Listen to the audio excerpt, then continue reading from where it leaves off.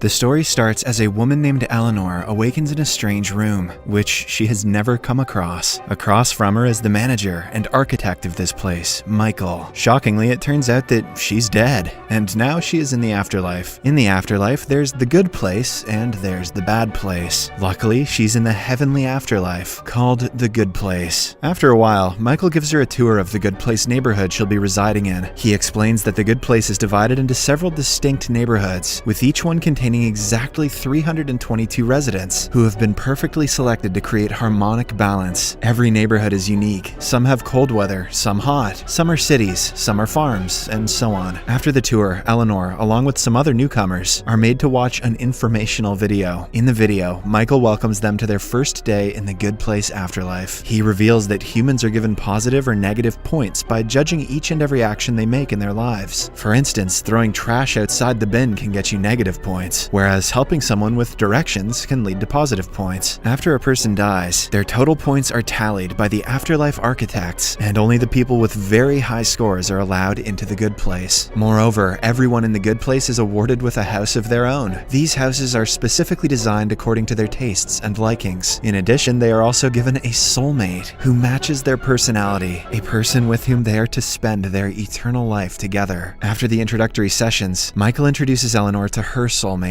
Chidi, who used to be an ethics professor. Following this, he pulls up a video showing her memories from her time on Earth. It turns out that Eleanor worked as a lawyer who tirelessly defended innocent people on death row and campaigned for human rights. This is how she earned her spot in the good place. However, after Michael leaves, Eleanor realizes that something is wrong. As it turns out, the memories from the video are not hers after all. In fact, the afterlife architects had a small mix-up and invited this Eleanor in place of the real one from the video. This imposter Eleanor had a completely contrasting life, where she made a living by deliberately selling fake medication to the sick and elderly. She was crass, rude, and selfish. Eleanor knows that she's only here because someone with the same name was sent to the bad place instead of her. Shortly after, she is introduced to Janet, the source of all information and knowledge for humans within the good place. Janet is also responsible for providing the inhabitants with any object, as requested. She is basically Siri, who can be used primarily as a personal assistant by the residents of the good place. Next, she is also introduced to some neighbors. One of them is Tahani, who is outspoken and has always done charity in her life. But strangely, her assigned soulmate is a monk who has taken an oath to remain silent in his life. That day, the good place is throwing a welcoming party for all the new residents. However, Eleanor's bad nature is soon revealed. During the party, she calls the neighborhood Tahani a giraffe and stuffs shrimp up her bra to steal some food for home. The next morning, something very unusual happens. In the neighborhood, countless shrimps are seen flying in the sky. Giraffes are running around, and even a giant toad is wreaking havoc. It turns out that everything is a result of the negative energy Eleanor has been releasing in the good place. Taken aback and worried because of the incident, she reveals everything to her soulmate Chidi. She even begs him to help her be a good person so that she can remain in the good place. Being the good guy that he is, Chidi agrees straight away and starts teaching her ethics lessons. A few hours later, the new residents are called to assemble for the second day of their orientation. In today's class, everyone will be taught how to fly. But since the neighborhood is in a mess, some of them have to volunteer to clean up the place. Taking this as the perfect opportunity to teach Eleanor about ethics, Chidi mentions both of their names. However, the problem is, anyone who volunteers will miss the flying classes. Eleanor is hesitant, but she has no choice but to agree. Initially, she does her job well and cleans the place well, but when she hears how amazing flying is, she hides the trash inside someone's home and goes to join the others. And just like the previous incident, this one has consequences. A large trash storm soon occurs, causing Chidi to lose faith in Eleanor. To make matters worse, her secret isn't a secret for long. That evening, Eleanor receives an anonymous letter stating that someone knows she doesn't belong here. Panicked, she assumes that her neighbor Tahani is the culprit, but just then she receives another message saying to meet in town square. Eleanor quickly follows the instructions and meets the sender, who shockingly is revealed to be Tahani's soulmate, Jason. It turns out he's not a monk, and just like Eleanor, Jason was also mistakenly put in the good place. He was a drug-dealing EDM amateur DJ from Florida who likes to play video games. But unlike Eleanor, it's been a walk in the park for him to hide his secret, as he has been assumed as a mute monk since he entered the good place. Together, Eleanor and Jason attempt to stay in the good place, but that proves more and more difficult, as the latter desperately wants to show his true self. One day at an event, he tries to go on stage and reveal everything, but before he does so, Eleanor creates a distraction by ruining a perfect perfectly made cake that one of her neighbors spent 3 days working on. Unfortunately, this creates a large sinkhole in the place, which sends the neighborhood into a state of panic. 4 days have passed by, but the calamitous sinkhole keeps becoming larger and larger. This makes Chidi very angry, implying that no matter how many times he gives Eleanor ethics lessons, it's impossible to change her nature. Soon their conversation turns into an argument, and for the first time in her life, Eleanor feels guilty. Hence, she makes a commitment that from now onwards, she will only do good things. It only took her until after she died, but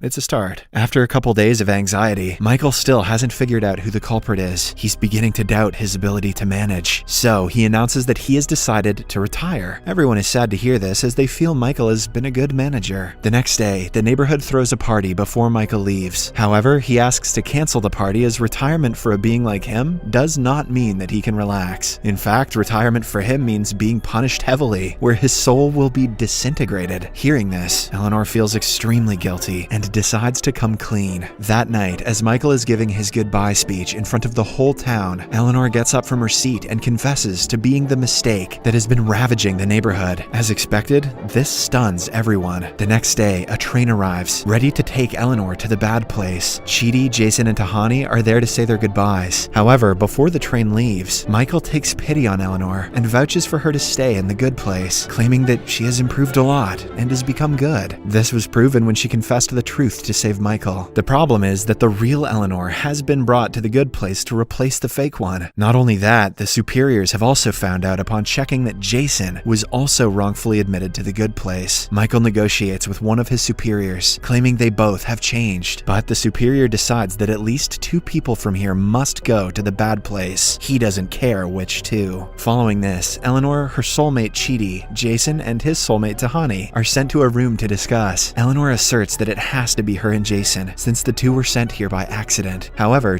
Jason is reluctant to leave. As their arguments become more heated and frustrating, Eleanor laments how torturous this is, until Eleanor is struck with a revelation. She deduces that they are not in the good place at all, and that they are actually in the bad place. In addition, they are actually being tortured by Michael himself. She figures that since they are in this place, they are never happy. The 4 of them have been torturing each other, not by accident, but by design. When Eleanor confronts Michael and his superior about her discovery, they begin to laugh evilly. Everything was true. Soon, Michael reveals everything. After being an apprentice in the bad place for 200 years, he was finally given the chance to design his own neighborhood, but he didn't want to create a normal bad place. Rather than the standard physical tortures, the humans would end up torturing each other psychologically. He believes that mental torture can be as bad as physical torture. So, Michael selected 4 humans, and his intention was that their clashing personalities would result in them torturing each other in various ways. He also reveals that the remaining 318 residents are actually demons, playing the part of humans in paradise. Moreover, the real Eleanor is actually played by another demon actor named Vicky. Eleanor then wonders why Tahani and Chidi are in the bad place, as they are ostensibly good and moral people. However, Tahani immediately realizes that she was sentenced to the bad place because her charitable deeds on Earth weren't motivated by genuine altruism, but by a selfish desire for attention. As for Chidi, Michael clarifies that it was due to his rigid and indecisive behavior, which he refused to correct in any way despite knowing it made his friends and family miserable. With his scheme exposed, Michael begs his superior Sean for a redo by erasing the human's memories and changing some parameters, to which the latter agrees. In a last-ditch effort to do something, Eleanor remembers that the only non-actor here is the Siri-like robot, Janet. Hence, she rips out a page from one of Chidi's books and writes a message to herself, which she then hides in Janet's mouth. Eleanor then taunts Michael that he will never win, but in reply, he simply snaps his fingers and erases the human's memories. The next thing we know, Eleanor awakens in the waiting room once again, and Michael takes her around the neighborhood. After taking her back to her house, Janet appears and gives Eleanor the note she'd written to herself. It reads, "Eleanor, find Chidi." In the next scene, Eleanor finds Chidi at the welcoming party. She shows him the paper and explains how she obtained it, but as expected, Chidi doesn't believe her. Still, she convinces him to come over to her place. However, just as she is about to discuss the matter, Michael walks in, followed by several others, including Tahani, Jason, and Eleanor's new soulmate. And just like the previous instance, all of them begin bickering, and it doesn't take long for Eleanor this time to realize that they are not in the good place. Worried, Michael erases their minds again, and reboots his plan a third time, lying to his boss Sean that he is still on attempt number 2. However, no matter how many times he tries to modify it, from giving humans different soulmates to altering the environment, Eleanor eventually figures out its true nature over and over again. This is the bad place. This is the bad place. This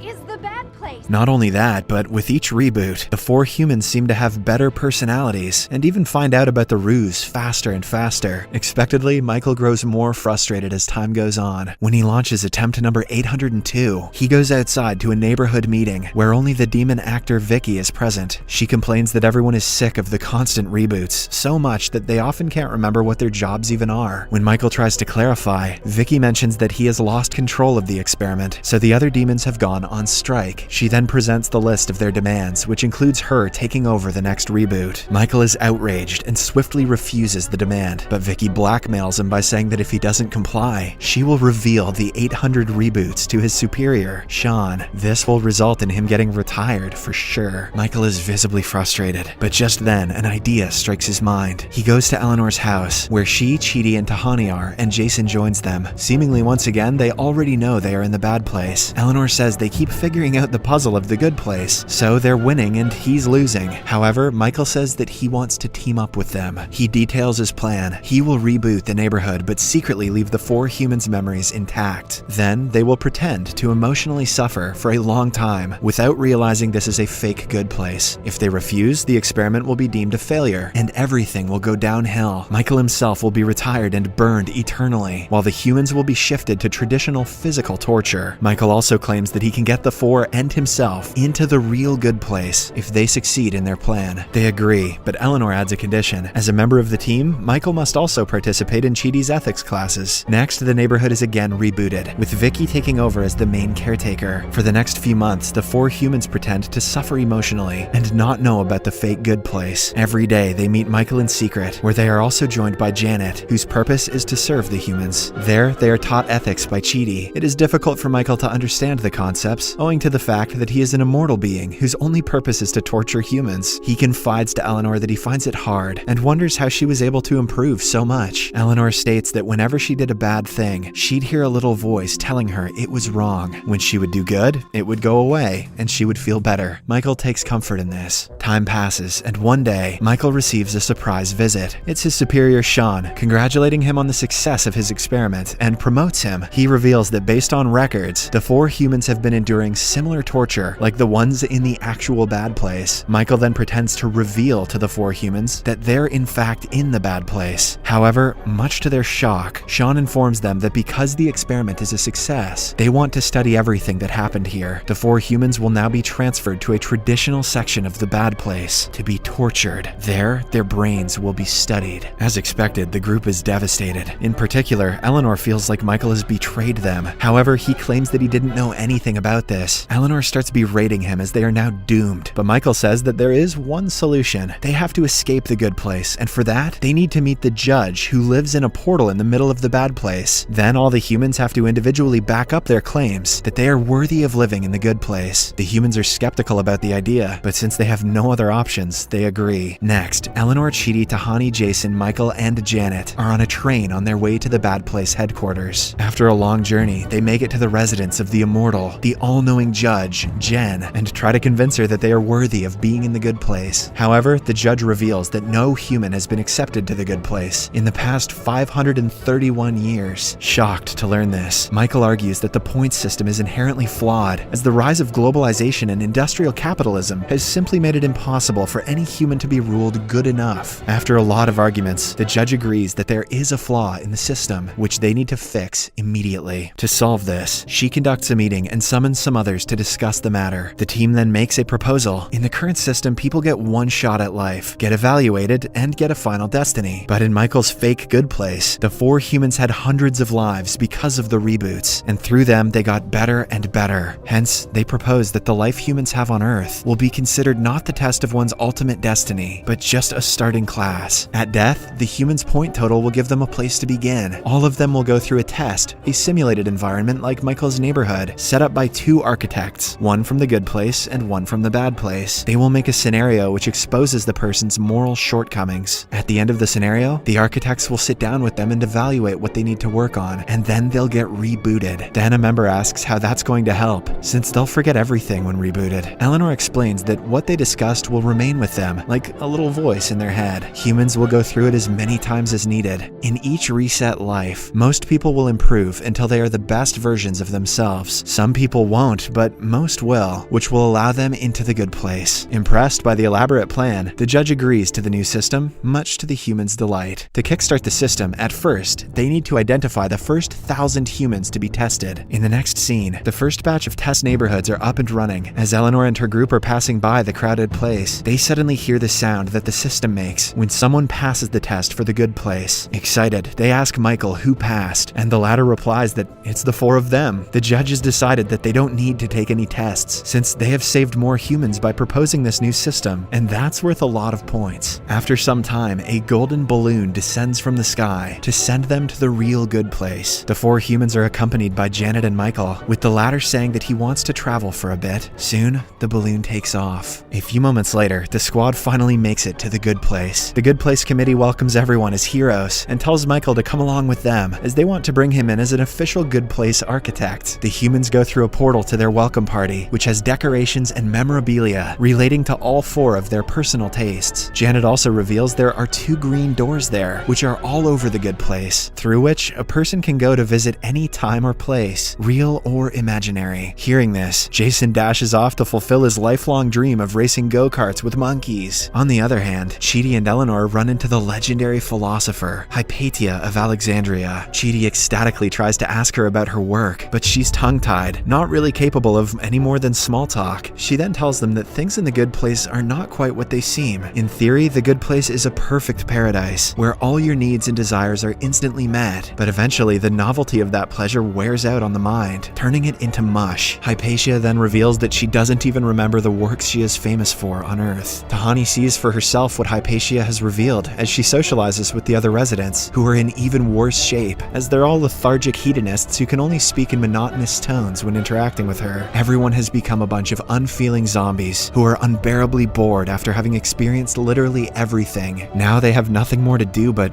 wait out the rest of eternity. Meanwhile, Michael is given a nice robe and medal by the committee. They also have him sign a big scroll that makes him an architect, and as soon as it is signed, the committee members scoop it up and dash out of the room, saying that Michael's now officially in charge of the good place. After a while, the squad regroups. Jason, who has just returned, reveals that go-kart racing against monkeys got boring real fast, proving the good place is incapable of keeping anyone happy forever. Discussing this, they realize that's why the committee quit. They knew they had a problem, but couldn't think of any way to fix it except more ways to fulfill desires. Just then, Eleanor comes up with a theory. She says that every human is a little bit sad all the time because they know they will die, but that knowledge is what gives life meaning. However, here in the good place, they don't have that. Hence, during a party, when all the residents of Good Place have gathered, Eleanor and her group suggest their idea of having the option to leave the place forever. If someone wants to go, they can leave through a door, but this will mean that they will never be able to return. Hearing this, the crowd stares for a while, but then erupts in cheers. They absolutely love the idea and start partying. After a few weeks, we get to know that the system is working. Michael and Janet have regular meetings with Judge Jen and the architects on how things are going, and while there are some bumps in the road, millions of humans are being properly sent to their appropriate destinies. Meanwhile, those in the good place are making the choice to leave once they are ready. The first from Eleanor's squad to make the decision is Jason. He's won a perfect game in Madden NFL after thousands of tries, and he's reached the end of his goals in the afterlife. He emotionally tells his friends of the decision and then throws a big farewell party before going out. Meanwhile, Tahani has been spending her afterlife mastering every practical skill she can think of. She knows that going through the door would be a waste of all the knowledge she's gained, so she decides to apply it all towards becoming an architect, like Michael. Chidi and Eleanor have been happily going through the works of famous philosophers and hanging out with their friends and family members who have made it to the good place. However,